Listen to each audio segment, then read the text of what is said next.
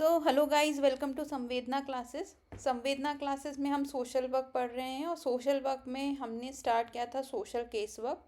Social case work हमारे net की unit 3 का पार्ट है।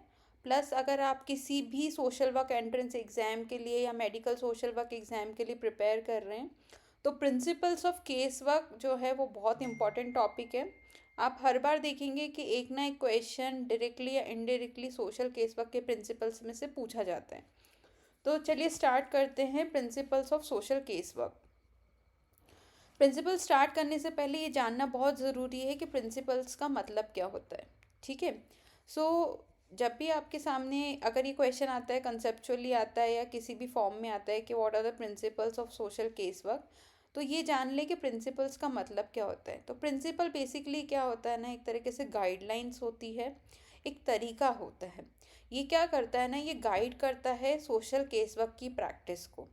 कई बार जब केस वर्कर प्रैक्टिस कर रहा होता है तो उसके सामने डिलेमास आते हैं, एथिक्स आते हैं, उसके सामने ऐसी सिचुएशन आती है जब उसको समझ नहीं आता है कि वो क्या करे उस सिचुएशन में। तो उस समय पर उनके लिए गाइडलाइन दी गई है कि अगर कुछ सिचुएशन आती है तो केस वर्कर को क्या करना चाहिए। तो बेसिकली प्रिंसिपल्स क्या होते हैं, एक तरीके से गाइडलाइंस होते हैं। और ये किसके लिए होते हैं, तो ये बेसिकली सोशल केस वर्कर के लिए होते हैं और प्रैक्टिस के लिए होते हैं।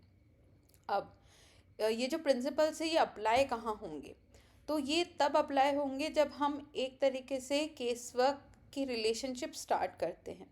अभी केस वर्क का रिलेशनशिप क्या होता है, तो बेसिकली ये रिलेशनशिप होता है केस वर्कर और क्लाइंट के बीच में। और ये जो रिलेशनशिप होता है ये कैसा होता है, इसको कैसे मेंटेन किया जाना चाहिए, केस वर्कर को क्या क्या बातों का ध्यान रखना चाहिए, ये सब हम आज डिस्कस करने वाले हैं। बेसिकली जो इसमें क्वेश्चंस आते हैं वो ऐसे आते हैं कि what do you understand by this, या इंडिविजुअलाइजेशन से आप क्या समझते हो, सेल्फ डिटर्मिनेशन से आप क्या समझते हो। या आपको एक स्टेटमेंट दे दिया जाएगा, फिर आपसे पूछा जाएगा कि ये कौन सा प्रिंसिपल है या इनमें से कौन से प्रिंसिपल्स केस वर्क के हैं। इस तरह के 3 तरह के क्वेश्चंस आपको ज़्यादातर देखने को मिलेंगे। अब ये केस वर्क रिलेशनशिप होता क्या है, तो बेसिकली एक डायनामिक इंटरेक्शन होता है of attitudes and emotion between case worker and client. तो ये बात तो हमने समझ लिया कि ये जो रिलेशनशिप होता है ये किसके बीच में होता है, तो ये केस वर्कर एंड क्लाइंट के बीच में ये रिलेशनशिप होता है। कैसा रिलेशनशिप होता है, तो एक डायनामिक इंटरेक्शन होता है। इंटरेक्शन का मतलब होता है गिव एंड टेक। ठीक है। See this is the client and this is the case worker. तो ये जो इंटरेक्शन है इसको हम बोल रहे हैं केस वर्क रिलेशनशिप। और ये कैसा इंटरेक्शन होता है, ये डायनामिक होता है। तो डायनामिक का मतलब क्या होता है कि ये हमेशा एक जैसा नहीं रहेगा, इसमें बदलाव आ सकते हैं। ज़रूरी नहीं है कि क्लाइंट आपसे हमेशा खुश रहे, ज़रूरी नहीं है कि केस वर्कर हमेशा एक ही जैसी चीज़ें प्रोसेस करें, क्योंकि क्लाइंट टू क्लाइंट चीज़ें डिफ़र करेगी। ए की जो प्रॉब्लम है ज़रूरी नहीं है बी की भी वही प्रॉब्लम हो। ए पे जो आपने चीज़ें अप्लाई करी ज़रूरी नहीं है बी पर भी वही चीज़ें अप्लाई हों। तो ये बात ध्यान रखने की ज़रूरी है कि ये एक डायनामिक इंटरेक्शन है जो कि बदलता रहता है। इसमें बहुत सारी चीज़ें जिनका ध्यान रखना पड़ता है। ठीक है। अब पर्पस क्या होता है केस वर्क रिलेशनशिप का, तो इसका जो पर्पस होता है क्लाइंट के लिए कि वो एक बेटर एडजस्टमेंट अचीव कर सके। अब ये बेटर एडजस्टमेंट किसके साथ करेगा क्लाइंट, तो अपने इन्वायरमेंट यानी कि जो उसका वातावरण है। और क्यों करना है उसको ये एडजस्टमेंट, ताकि वो अपनी साइको सोशल नीड्स जो हैं उनको सॉल्व कर सके, या उनकी जो प्रॉब्लम्स है साइको सोशल प्रॉब्लम्स है उसको सॉल्व कर सके। सो बेसिकली ये पूरा जो केस वर्क है ये इसी बात पे निर्भर करता है। अगर आपने हमारा लास्ट वीडियो देखा होगा तो हमने उसमें केस वर्क के कॉन्सेप्ट को बहुत अच्छे से समझाया है। उसमें बताया गया है कि किस तरह की प्रॉब्लम्स एक क्लाइंट के जीवन में आ सकती है जो कि हम केस वर्क के द्वारा सॉल्व कर सकते हैं। ठीक है। अब हिस्टोरिकल फैक्ट की बात करें या एग्जाम पॉइंट ऑफ व्यू से कौन सा फैक्ट इम्पॉर्टेंट है, तो ये जो टर्म है रिलेशनशिप ये सबसे पहली बार यूज़ किया गया था वर्जीनिया रॉबिन्सन के द्वारा, इनकी किताब अ changing psychology in social case work. ठीक है। कई बार इस तरह के फैक्चुअल क्वेश्चंस भी आ सकते हैं एंट्रेंस एग्जाम वगैरह में, तो ये बात आप ध्यान रखें। ये समझ आया आपको कि केस वर्क रिलेशनशिप यानी कि कौन से रिलेशनशिप की बात कर रहे हैं।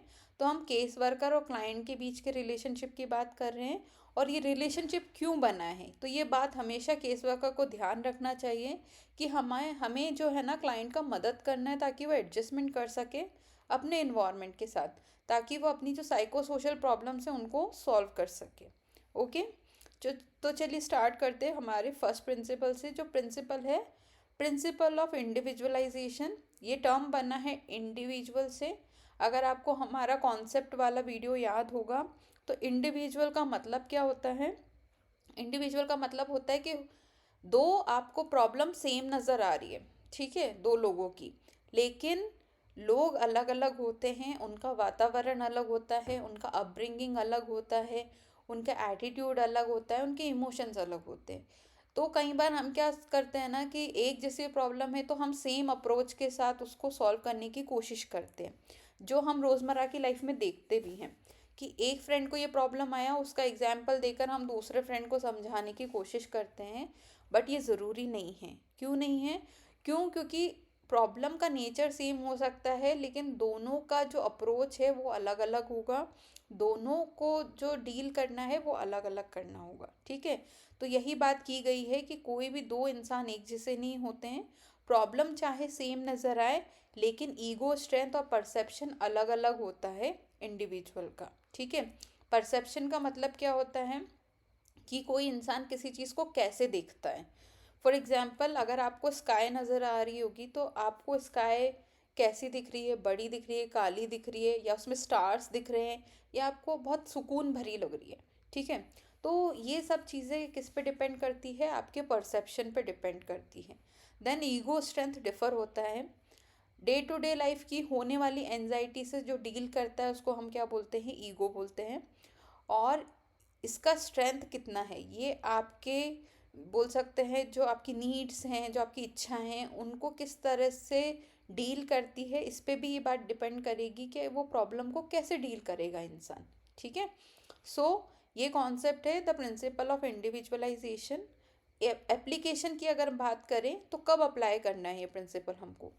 तो हमको हर एक क्लाइंट को सेपरेट ट्रीट करना है, उसको एक यूनिक एंटिटी की तरह समझना है हमको कि ए अलग है एंड बी अलग है, दोनों सेम नहीं हो सकते। और जो इंटरवेंशन है यानी कि जो हम सोल्यूशन डिज़ाइन करेंगे वो उनकी स्पेसिफिक नीड के अनुसार होना चाहिए, ना कि जनरलाइज्ड होना चाहिए। मतलब एक के लिए कोई इंटरवेंशन बना दिया तो ज़रूरी नहीं है दूसरे पे अभी वही अप्लाई कर दें, क्योंकि प्रॉब्लम तो सेम है। और इसको समझने के लिए एक बहुत अच्छा एग्जाम्पल है कि दो स्टूडेंट्स हैं जो मैथमेटिक्स से स्ट्रगल कर रहे हैं। अब उनको डिफरेंट हेल्प चाहिए, है ना। दोनों मैथमेटिक्स के साथ स्ट्रगल कर रहे हैं, लेकिन हेल्प क्या चाहिए? दोनों को अलग अलग चाहिए। कैसे? एक को ट्यूटरिंग चाहिए ताकि उसके जो लर्निंग में गैप आया है उसको फुलफिल कर सके वो, और दूसरे को काउंसलिंग चाहिए क्योंकि उसको मैथ्स को देखकर एनजाइटी होती है ना। दो तरह के लोग होते हैं या तीन तरह के लोग होते हैं जो मैथ्स को देखकर अलग अलग तरह से बिहेव करते हैं। मैथमेटिक्स हमेशा से बच्चों के लिए एक बोल सकते हैं प्रॉब्लमेटिक एरिया रहा है। कुछ लोगों के अंदर मैथमेटिक्स जेनेटिकली डेवलप रहती है, बहुत अच्छे से वो मैथमेटिक्स को अप्रोच करते हैं, और कुछ बच्चों को मैथ्स देखकर एनजाइटी होती है।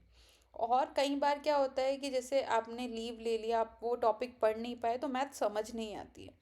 तो यहाँ पर हम जो ए एंड बी की बात कर रहे हैं, यानी कि दो क्लाइंट अलग अलग बात कर रहे हैं, तो ए को तो क्या है, गैप हो गया उसकी पढ़ाई में, इसलिए उसको स्पेशल नीड है उसकी कि उसको ट्यूटरिंग चाहिए, उसको वो टॉपिक पढ़ना है। और बी को क्या होता है ना, बी को एनजाइटी होती है मैथ्स को देखकर, तो उसको काउंसलिंग चाहिए। तो यही बात की गई है प्रिंसिपल ऑफ इंडिविजुअलाइजेशन में कि दो उन दोनों की प्रॉब्लम सेम नज़र आ रही है, बट उन दोनों की नीड्स अलग अलग हो सकती है, इसीलिए हमको इंटरवेंशन उनके नीड के अकॉर्डिंग टेलर करने होते हैं, ठीक है। देन हमारा जो नेक्स्ट प्रिंसिपल है वो प्रिंसिपल ऑफ मीनिंगफुल रिलेशनशिप। अब ये मीनिंगफुल रिलेशनशिप, तो बेसिकली रिलेशनशिप तो कौन सा हुआ? क्लाइंट एंड केस वर्कर वाला रिलेशनशिप। अब ये रिलेशनशिप कैसा होना चाहिए? मीनिंगफुल होना चाहिए, ठीक है। हमारा जो गोल है ये रिलेशनशिप इस्टेब्लिश करने का वो क्या है? कि हम जो उसका बिहेवियर है क्लाइंट का या जो उसका एडजस्टमेंट है उस सिचुएशन को डील कर सके। अगर वो लाइफ की सिचुएशन के साथ एडजस्ट नहीं कर पा रहा है तो उसकी मदद कर सके। ठीक है। और ये हम कैसे करेंगे, ये रिलेशनशिप को हम मीनिंगफुल कैसे बनाएंगे?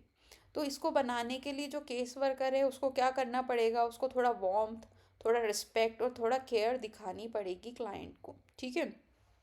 जब हम किसी को वार्मथ के साथ, रिस्पेक्ट के साथ और केयर के साथ अप्रोच करते हैं ना, तो सामने वाला भी क्या फील करता है, सिक्योर फील करता है और वो एक ट्रस्ट डेवलप करता है आपके प्रति। और यहीं से जो है ना चेंज स्टार्ट होता है। तो अगर हम केस वर्क की बात करें तो ये जो रिलेशनशिप है ये बहुत इंपॉर्टेंट रोल प्ले करता है। केस वर्कर का अपना माइंडसेट होता है, अपना लाइफस्टाइल होता है, क्लाइंट का अपना होता है, लेकिन हमें एक म्यूचुअल ग्राउंड पे आना होता है ताकि हम क्लाइंट की मदद कर सकें, ताकि वो ट्रस्ट डेवलप कर सके, सिक्योर फील कर सके। क्योंकि जब तक वो सिक्योर फील नहीं करेगा, ट्रस्ट डेवलप नहीं करेगा, तो वो खुल के अपनी बात कर नहीं पाएगा केस वर्कर के साथ। और जब तक वो खुलकर अपनी बात नहीं कर पाएगा तो चेंज आ ही नहीं सकता है उसकी लाइफ में। ठीक है। जो हम ये चेंज की बात कर रहे हैं कि उसके बिहेवियर में चेंज आए या जो एडजस्टमेंट से जूझ रहा है उसमें चेंज आए, तो ये नहीं हो सकता है। इसलिए हमें ये ध्यान रखना पड़ेगा कि जो रिलेशनशिप है वो कैसा होना चाहिए, मीनिंगफुल होना चाहिए। Then the principle of acceptance. Acceptance word बना है एक्सेप्ट से, स्वीकार करना। अब ये एक्सेप्ट किसको स्वीकार करने की बात कर रहे हैं हम यहाँ पर, तो यहाँ पर केस वर्कर के द्वारा क्लाइंट को एंड क्लाइंट के द्वारा केस वर्कर को। ठीक है। अब कैसे एक्सेप्ट करना है, क्या करना होता है कि ये एक्सेप्टेंस की बात आ रही है, तो कई बार क्या होता है, वी आर ऑल ह्यूमन और हम कुछ ना कुछ एटीट्यूड हमारा रहता है, कुछ ना कुछ पर्सपेक्टिव हम सबका रहता है और हम चाहे ना चाहे लोगों को जज करते हैं, लोगों को कुछ बोलते हैं, लोगों के लिए एक परसेप्शन बना लेते हैं। तो इवन दो क्लाइंट ने कुछ भी किया हो, उसकी कुछ भी लिमिटेशंस हो, उसके कितना ही नेगेटिव बिहेवियर हो, हमको क्लाइंट को एक्सेप्ट करना होता है कि ये इंडिविजुअल है, इसके साथ प्रॉब्लम है और हमें इसकी मदद करनी है। This should be the attitude. अब इसमें क्या करना है, रूल क्या है कि हमें उसका जो हॉस्टाइल बिहेवियर है उसको कंडेम नहीं करना है। मतलब उसको बार बार ये बताना नहीं है कि आपने गलत किया, आपने गलत किया, तुम्हारा बिहेवियर ख़राब था, तुम गलत कर रहे हो, इस तरह से उसको कंडेम नहीं करना है। हमको क्या करना है, हमको उसको एक्सेप्ट करना है, उसकी बात सुनना है। आपका जो बिहेवियर का मॉडिफिकेशन है, जो आपका गलत बिहेवियर है, वो कब स्टार्ट होगा, वो होगा एक्सेप्टेंस इस्टेब्लिश होने के बाद। जब उसको फील होगा कि हाँ आप जैसे भी हो सामने वाले को एक्सेप्टेड हो, तब उसके बिहेवियर में बदलाव वो लाने की कोशिश करेगा। ठीक है। इसका एक एग्जाम्पल है जिससे हम समझ सकते हैं कि एक्सेप्टेंस क्या होता है। तो एक केस वर्कर को एक क्लाइंट असाइन हुआ जो थोड़ा सा अनकोऑपरेटिव था और उसका जो हिस्ट्री था वो क्या था, शॉप लिफ्टिंग, दुकान से चीज़ें उठाने वाली हैबिट थी उसकी, है ना। तो जो वर्कर है उसने फोकस किया कि क्लाइंट की फीलिंग्स को समझे वो और सर्कमस्टांसेस को समझे विदाउट एक्सप्रेसिंग कंडेमिनेशन और hostility toward the criminal behaviour. मतलब क्लाइंट केस वर्कर को पता है कि ये एक तरीके से क्रिमिनल बिहेवियर है और वो क्या कर रहा है, वो उसको हाईलाइट नहीं कर रहा है क्रिमिनल बिहेवियर को। वो क्लाइंट के सर्कमस्टांसेस को समझने की कोशिश कर रहा है, क्लाइंट को समझने की कोशिश कर रहा है, जानने की कोशिश कर रहा है कि उसने ऐसा क्यों किया। ठीक है। So this is the principle of acceptance. Then आता है प्रिंसिपल ऑफ कम्युनिकेशन। ये बहुत ही लॉजिकल भी है और बहुत ही कॉमन प्रिंसिपल है, प्रिंसिपल ऑफ कम्युनिकेशन। जब भी हम केस वर्क की या सोशल वर्क की किसी भी मेथड की बात करेंगे तो हमारे पास में जो टूल होता है वो क्या होता है, कम्युनिकेशन।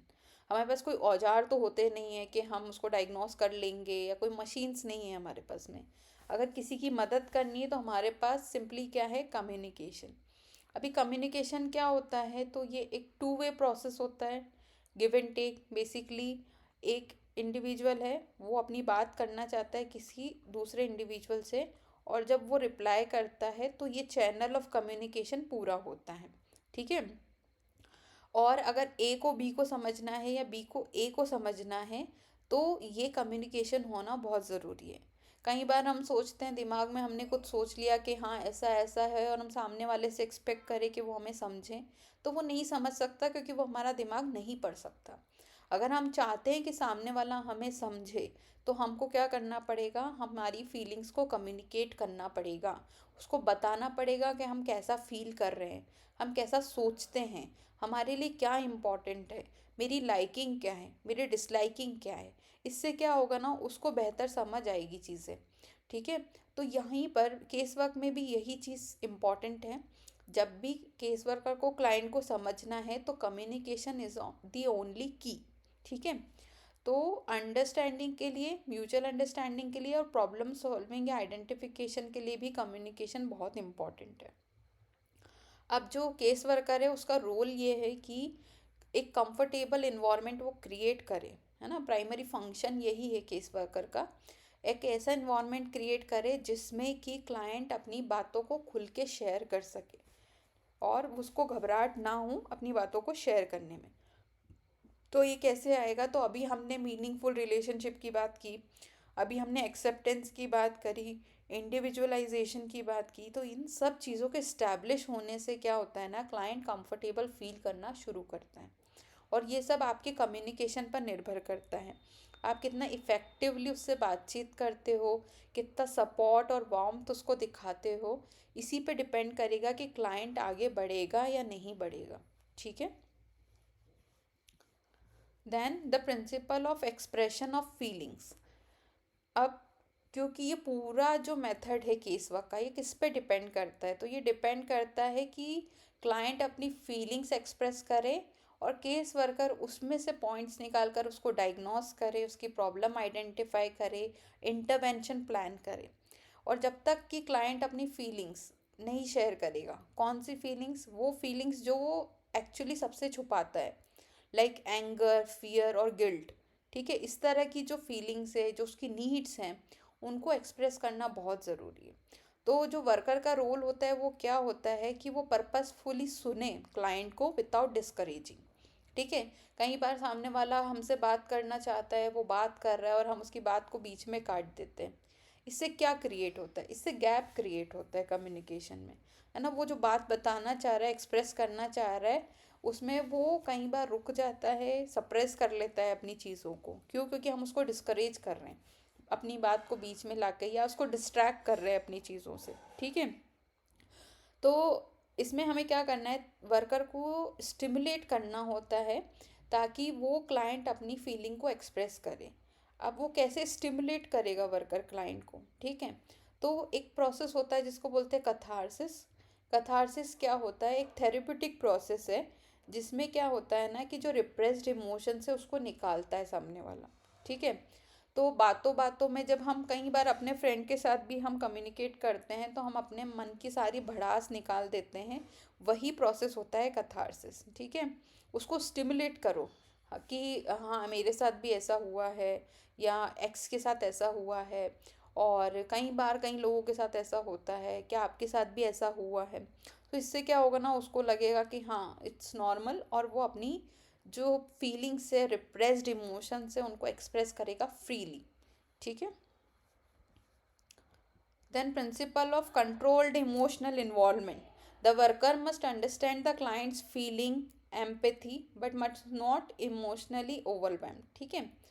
क्या करना है, वर्कर को क्लाइंट की फीलिंग को एम्पैथेटिकली समझना है। ठीक है। बट उसके साथ इमोशनली ओवरवेल्म नहीं होना है, या इन्वॉल्व नहीं होना है। अपने आप को ऐसा आइडेंटिफाई नहीं करना है कि वो मैं हूँ और मैं वो है। कई बार हम ये गलतियाँ कर देते हैं। हमें हमारी प्रोफेशनल ऑब्जेक्टिविटी को मेंटेन करना है, और साथ के साथ हमको सेंसिटिव भी होना है उसकी प्रॉब्लम के साथ में।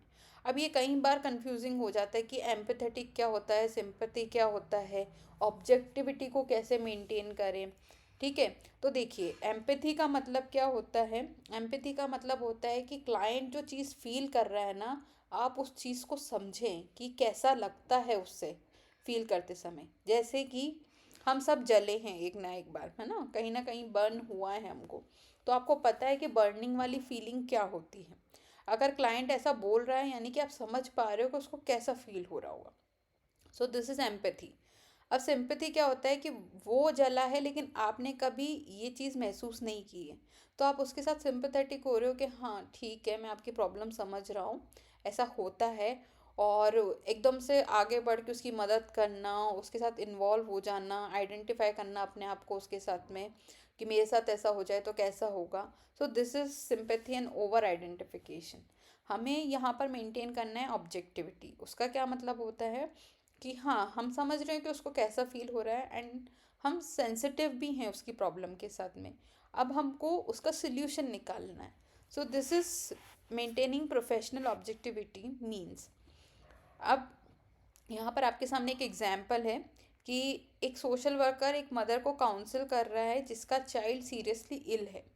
वर्कर एम्पैथाइज कर रहा है वुमेन के साथ और उसके डीप पेन और फियर को समझ रहा है। इससे क्या हो रहा है ना कि विमेन को इफ़ेक्टिवली कम्युनिकेट करने में आसानी हो रही है। अब वर्कर यहाँ पे सिंपैथाइज नहीं कर रहा है, इतना नहीं कर रहा है कि उसके साथ रोने लगे और उसके साथ बिल्कुल ऐसा करने लगे कि हाँ मेरा बेटा है। This is not the point, ठीक है, हमको ये नहीं करना है। हम एम्पैथाइज कर रहे हैं कि हाँ आपके साथ प्रॉब्लम है, मैं समझ रहा हूँ आपकी सिचुएशन को, कैसा लग रहा होगा आपको, मैं समझ रहा हूँ, लेकिन हम रोने लगे, इसको हम सिंपैथाइज करना कहते हैं। और उसके साथ पर्सनली ओवरवेल्म्ड हो जाए तो ये गलत है, यहाँ पे हम ऑब्जेक्टिविटी लूज कर सकते हैं हमारी। Then the principle of non judgemental attitude, ठीक है। नॉन जजमेंटल यानी कि वी आर नॉट जजिंग। हमारा एटीट्यूड कैसा होना चाहिए, हम उसको जज नहीं कर रहे हैं, कटघरे में खड़ा नहीं कर रहे हैं। क्लाइंट की जो भी प्रॉब्लम हो, जो भी गिल्ट हो, हम उसके लिए क्लाइंट को ब्लेम नहीं करेंगे कि तुम्हारी वजह से हुआ है, ठीक है, तुम ही रिस्पॉन्सिबल हो। ये एटीट्यूड हमको हटाना पड़ेगा। और यहाँ पर क्या करना पड़ेगा ना, वर्कर को इवेल्युएट करना पड़ेगा बिहेवियर और एटीट्यूड में, लेकिन उसको जज नहीं करना एज अ पर्सन सामने वाले को, ठीक है। आपको क्या करना होता है, परतें खोलनी होती हैं चीज़ों की बेसिकली। अगर आप जज करने लगोगे तो वो एक्सप्रेस नहीं कर पाएगा फ्रीली अपनी जो इमोशंस है उसको, ठीक है। Then the principle of client self determination. अब ये जो प्रिंसिपल है ये बोलता है कि हर एक इंडिविजुअल के पास क्या है ना, अपना राइट है टू मेक द चॉइसेस। मेरे पास अधिकार है कि मैं क्या चॉइस रखना चाहती हूँ अपनी लाइफ में। आपके पास अधिकार है कि क्या चॉइस रखना चाहते हो आप। जैसे फॉर एग्जांपल आइसक्रीम अगर आपको खाना है तो ये आपकी चॉइस है कि आपको कहाँ से और कौन सी आइसक्रीम खाना है, ठीक है। वहीं अगर कोई आपको बोले नहीं तुम तो यहाँ से यही वाली आइसक्रीम खाओ, तो इसका क्या मतलब हो रहा है, ये हो रहा है कि वो सामने वाला अपनी पसंद आपके ऊपर थोप रहा है। सो ये करने से क्या होता है ना, ऑब्जेक्टिविटी ख़त्म हो जाती है हमारे प्रोसेस की। यहाँ पर हमको ये ध्यान रखना होगा कि हर एक क्लाइंट का राइट होता है कि वो अपनी चॉइसेस और डिसीजंस ले सके, ठीक है। तो ये राइट हमको उसको देना होता है। कोई भी सिचुएशन हो, कोई भी चीज़ हम डिस्कस कर रहे हैं, ये क्लाइंट का अधिकार है कि वो डिटरमाइन करे कि उसको क्या करना है। वेदर उसको केस वर्कर की मदद चाहिए या नहीं चाहिए, ये उसका राइट है डिसाइड करने का। उसको ये प्रोसेस आगे बढ़ानी है या नहीं बढ़ानी है, ये उसका राइट है डिसाइड करने का। उसको इंटरवेंशन सही लग रहा है या नहीं लग रहा है, ये भी उसका अधिकार है, ठीक है। तो ये हमको ध्यान में रखना है। हम डिसीजन नहीं लेंगे क्लाइंट के लिए, हम सिर्फ डिस्कस करेंगे। ये उसका परसेप्शन है, उसका डिसीजन है कि उसको क्या करना है, ठीक है। कई बार क्या होता है कि हम माइनर्स के साथ डील करते हैं या स्पेशल चाइल्ड्स के साथ डील करते हैं, स्पेशल कैटेगरी ऑफ पीपल के साथ डील करते हैं जिनकी जो कैपेसिटी है वो लिमिटेड होती है ना। कई बार ऐसा होता है, तो उस समय पर हमको क्या करना है, पॉजिटिव और कंस्ट्रक्टिव डिसीजन मेकिंग वो कर सके क्लाइंट, ऐसा सिचुएशन लेकर आना है, ठीक है। तो जब लिमिटेड राइट्स हैं तब हम उसकी मदद कर सकते हैं, तब भी हम थोप नहीं सकते उसके ऊपर, ठीक है। अब जैसे आपके सामने एक एग्जाम्पल है कि एक होमलेस इंसान था, उसके सामने दो ऑप्शंस रखे गए, या तो वो ट्रांजिशनल हाउसिंग प्रोग्राम में एनरोल करे या एक टेम्प्रेरी शेल्टर ले ले जिसमें कुछ सर्विसेज मिली हुई हैं, ठीक है। अब सोशल वर्कर ने क्या किया कि दोनों प्रोग्राम्स के उसको प्रोज एंड कॉन्स बताए कि क्या सही है और क्या गलत है, कौन सा बेटर है कौन सा नहीं है।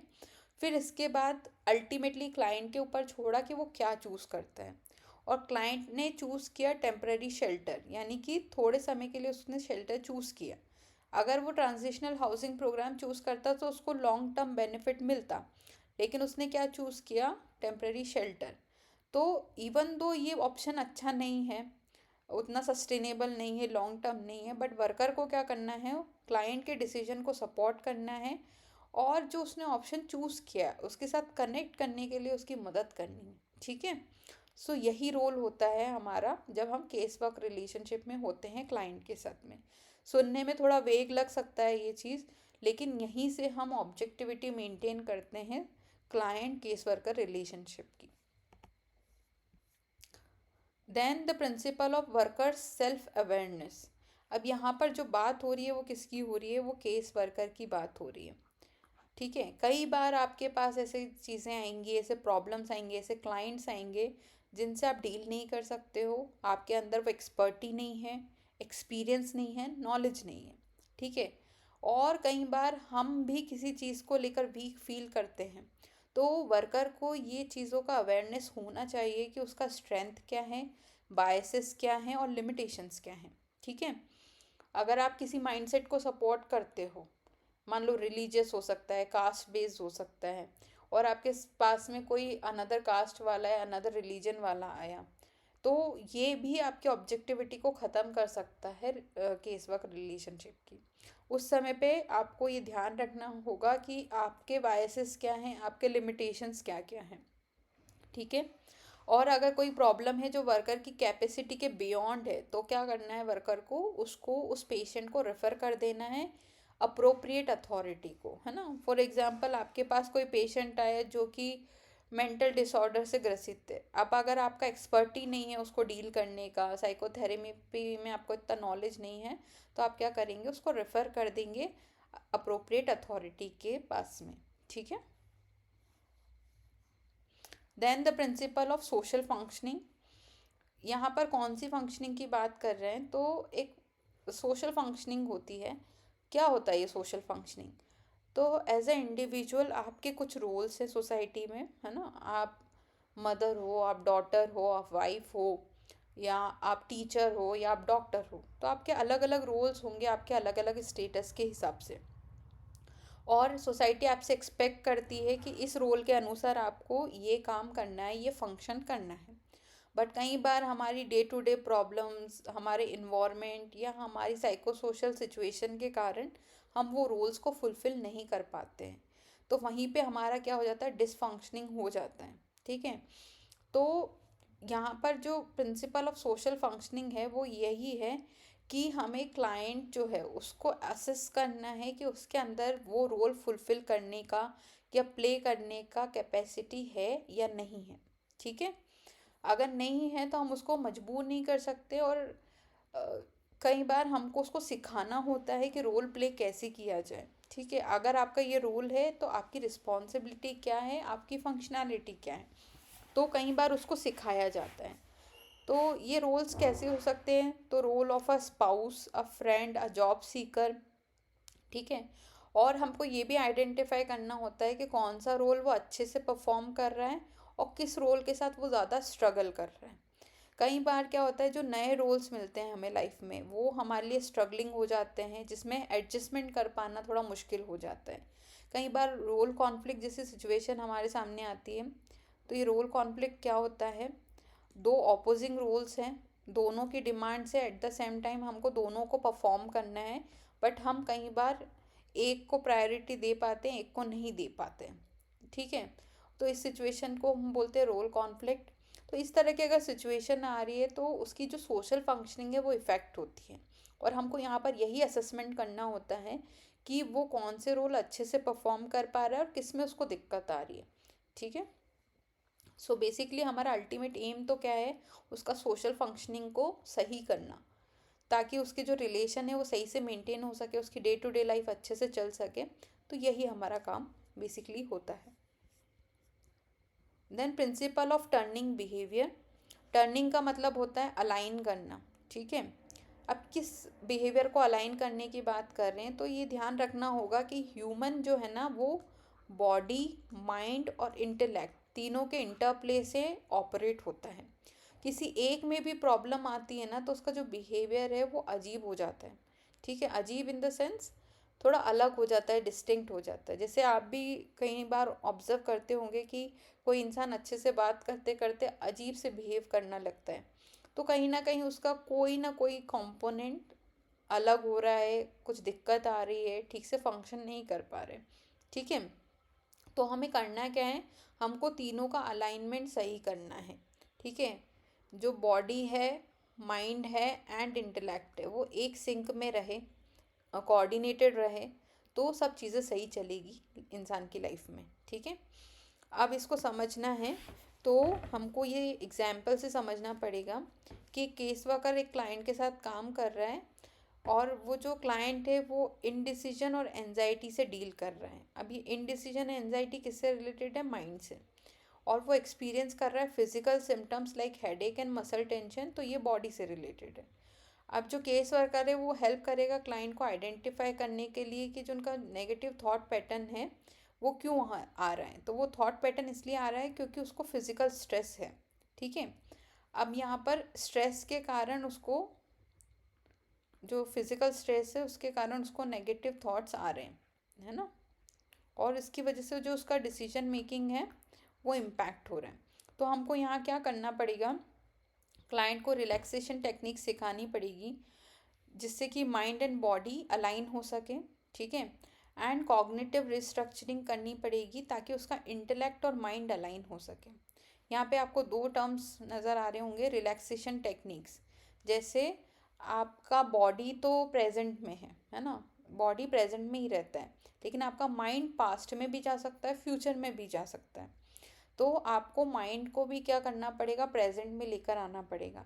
और ये माइंड बॉडी का इंटरप्ले जो प्रेजेंट में है, इसी को हम अचीव कर सकते हैं थ्रू रिलैक्सेशन टेक्निक्स, जैसे deep breathing, focusing on the breath, और गहरी सांसें लेना, और अपने माइंड, अपने जो थॉट्स हैं उनको देखना, उनको निरीक्षण करना। सो इससे हमें क्या होता है, माइंड और बॉडी एक इंटरप्ले में आती हैं। देन कॉग्निटिव रिस्ट्रक्चरिंग, कि कई बार हम जो नेगेटिव थॉट्स अपने बारे में फॉर्म करते हैं या सिचुएशन के बारे में फॉर्म करते हैं वो हमारे डिसीजन मेकिंग को बहुत इफ़ेक्ट करता है। ठीक है, तो हमको क्या करना पड़ेगा, उसको रीस्ट्रक्चर करना पड़ेगा। हमको वो विचार को वापस से देखना है और ये देखना है कि हम गलत क्यों सोच रहे हैं। फॉर एग्ज़ाम्पल, जैसे कई बार आप लोग सुने होंगे कि मैं तो ये डिज़र्व नहीं करता, मुझे इतना प्यार नहीं मिलना चाहिए, मुझे कोई प्यार नहीं करता। इस तरह के टर्म्स आपने कई बार सुने होंगे। तो इसको हम रीस्ट्रक्चर कैसे करेंगे, उसके अंदर रीस्ट्रक्चरिंग करेंगे कि आपको सब प्यार करते हैं, आप लवेबल हो, आप डिज़र्व करते हो। So this is cognitive restructuring. इससे क्या होगा, इंटेलेक्ट और माइंड उसका अलाइन होगा। तो ये तीनों इंस्ट्रूमेंट के बीच में अलाइनमेंट लाना बहुत ज़रूरी है, तब हम क्लाइंट की अच्छे से मदद कर पाएंगे। ठीक है, इससे उसको क्लियर थिंकिंग मिलेगी और उसका जो फिज़िकल सिम्टम्स है उसमें भी कमी आएगी, थोड़ा रिडक्शन होगा। ठीक है, क्लियर है। Then the principle of social learning. अब ये सोशल लर्निंग क्या होता है, तो बेसिकली हमने बचपन से अभी तक जो भी कुछ सीखा है वो या तो एसोसिएशन के द्वारा सीखा है या हमने सोशल लर्निंग सीखी है ऑब्जर्वेशन के थ्रू। जैसे लैंग्वेज, तो आपको किसी ने बैठ के लैंग्वेज सिखाई नहीं है कि हिंदी बोलो या ये शब्द बोलो। आपने क्या किया, आपने ऑब्जर्व किया और आप भी उस चीज़ को यूज़ करने लगे, बोलने लगे। तो हमने क्या किया है ना, ओवर द पीरियड हमने अपने कोपिंग स्टाइल्स भी डेवलप किए। किसी सिचुएशन से कैसे डील करते हैं ये हमने सीखा है ओवर द ईयर। अब कई बार वो जो आपके कोपिंग स्टाइल्स हैं वो गलत भी हो सकते हैं, है ना। जैसे कुछ लोग क्या करते हैं, कट आउट कर लेते हैं, बात नहीं करते हैं या अवॉइड करते हैं या बहुत गुस्सा दिखाते हैं या फ्रस्ट्रेट होते हैं। या कुछ लोग हैं जो शांति पसंद करते हैं, थोड़ी देर चुप रहना पसंद करते हैं, उससे उनका दिमाग थोड़ा ठंडा होता है। सो ये हमारे अलग अलग कोपिंग स्टाइल्स है जो हमने ओवर द ईयर्स डेवलप किए हैं। अब हमें प्रिंसिपल ऑफ सोशल लर्निंग क्या बोलता है कि जो भी हमने सीखा है अगर वो ठीक है, सिंक में है तो ठीक है। बट अगर उसमें कुछ प्रॉब्लम है, तो हमको उसको क्या करना पड़ेगा, मॉडिफाई करना पड़ेगा, चेंज करना पड़ेगा। ठीक है। अब पहले तो ये समझना ज़रूरी है कि कंसर्न कहाँ पर है। ठीक है, तो उस चीज़ पे फोकस करना पड़ेगा। फिर प्लानिंग करनी पड़ेगी कि उसको कैसे ठीक किया जाए और नई इन्फॉर्मेशन को कैसे उसको सिखाया जाए और उसको नए एक्सपीरियंसेस के लिए अपॉर्चुनिटीज़ देनी पड़ेगी। ठीक है। तो यहाँ से उसका जो सोशल लर्निंग है वो चेंज हो सकता है, जो भी उसने सीखा है, अगर सिचुएशन ऐसा डिमांड करता है तो। Then the principle of confidentiality बहुत इंपॉर्टेंट है। जो भी इंफॉर्मेशन क्लाइंट आपके साथ शेयर कर रहा है उसको आपको प्रिजर्व करना है, सीक्रेट रखना है। आपको ये इन्फॉर्मेशन दूसरे के साथ डिस्क्लोज नहीं करनी है। इससे क्या होगा ना, ये चीज़ आपके क्लाइंट के अंदर ट्रस्ट बिल्ड करेगी। प्लस प्रोफेशनली भी ये एथिकल होता है कि आप अपने क्लाइंट का इन्फॉर्मेशन, उसकी डे टू डे लाइफ, उसकी प्रॉब्लम्स को किसी के साथ डिस्क्लोज ना करें। क्यों? क्योंकि क्लाइंट बहुत ट्रस्ट करके आपको अपनी चीज़ें बताता है और इसको शेयर कर देने से उसका ट्रस्ट ख़त्म हो सकता है। तो द प्रिंसिपल ऑफ कॉन्फिडेंशियलिटी हमको मेंटेन करनी है। अगर आप रिकॉर्ड्स बना रहे हो और आप केस स्टडी बना रहे हो, केस हिस्ट्री लिख रहे हो, तो आप क्लाइंट को एक्स या वाई करके भी डिनोट कर सकते हो। इससे क्या होगा, उनका आइडेंटिटी रिवील नहीं होगा। सो ध्यान रखें प्रिंसिपल ऑफ कॉन्फिडेंशियलिटी। ओके। सो हमने 13 प्रिंसिपल्स पढ़े हैं केस वर्क के। आप इनको अच्छे से याद कर लें कि कौन से 13 प्रिंसिपल्स हैं, प्लस उनके कॉन्सेप्ट को समझ लें कि किसका क्या मतलब होता है। इसी तरह के क्वेश्चन ज़्यादातर एग्ज़ाम में देखने को मिलते हैं। सो इसी के साथ हम आ गए हैं एंड पर हमारे वीडियो के। अगर आपको ये लेक्चर पसंद आया है और आप चाहते हैं कि हम इस तरह के वीडियोस और बनाएं, तो हमारे चैनल को लाइक करें, सब्सक्राइब करें और संवेदना क्लास के साथ जुड़ें। इसमें हम सोशल वर्क को पूरी तरह से कवर करने की कोशिश करेंगे एनटीए नेट के लिए।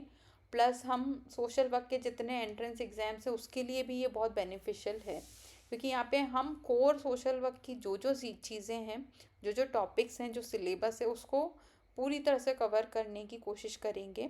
इसके साथ साथ हम ऑब्जेक्टिव पैटर्न के क्वेश्चंस भी लेकर आने वाले हैं, PYQs लेकर आने वाले हैं। तो आप चैनल को सब्सक्राइब करें, लाइक करें, शेयर करें। Thank you so much for watching. मिलते हैं नेक्स्ट लेक्चर के लिए।